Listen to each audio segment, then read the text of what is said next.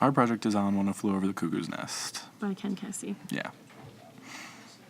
It takes place in a mental hospital in the 1950s in Oregon. Yeah. So here we have two patients talking instead of working. The narrator of the book, Chief Bromden, is actually working. Nurse Ratched arrives on the scene. She is quite evil. She's the villain of the novel.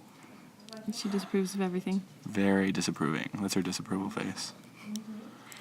The narrator, Chief Bromden, is terrified of her, as are most of the patients. Yeah, but Chief especially. She yells chides at the workers. Yeah. Workers for not working.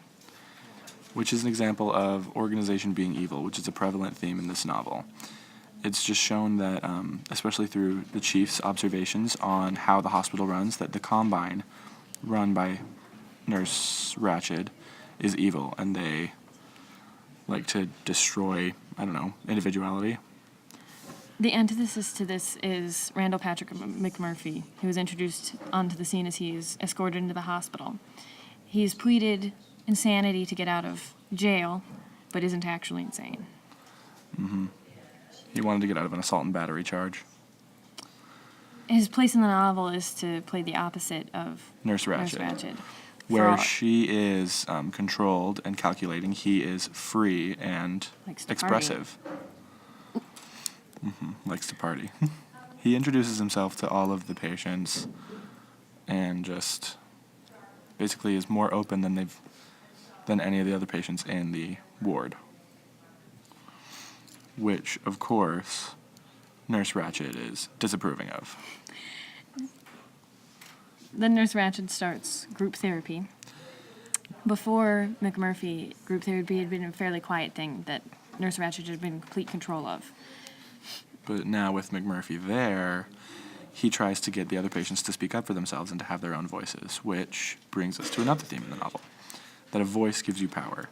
All of the other patients don't have voices because they never vocalize their opinions or ever vote or anything. McMurphy shows this by trying to bring things to a vote, and that's never been done before. And Nurse Ratched disapproves. Because she knows that their voices will lessen her power. However, McMurphy, through votes, convinces one of the other doctors to allow all the patients to go on a fishing trip. Basically, the fishing trip is just a happy time that they all have fun on, so, nothing. Outside of the hospital. Outside of the hospital, against Nurse Ratched's wishes. So when they get back, Nurse Ratched is none too happy about them having gone. You could say she disapproves. McMurphy, done with Nurse Ratched and irritated with her, breaks a window. And she disapproves of the violent outbursts, so she locks him up in solitary confinement. Because ultimately, she has all of the power still. She still just wants to demonstrate that she does hold all the cards. To further this, she subjects both McMurphy and Chief to electroshock therapy. Chief for vague reasons, but, McMurphy because he's kind of the bane of her existence.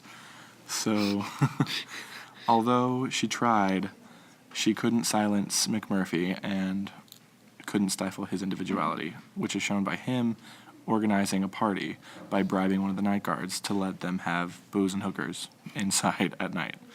Nurse Ratched would probably not like this. Anyways, partying.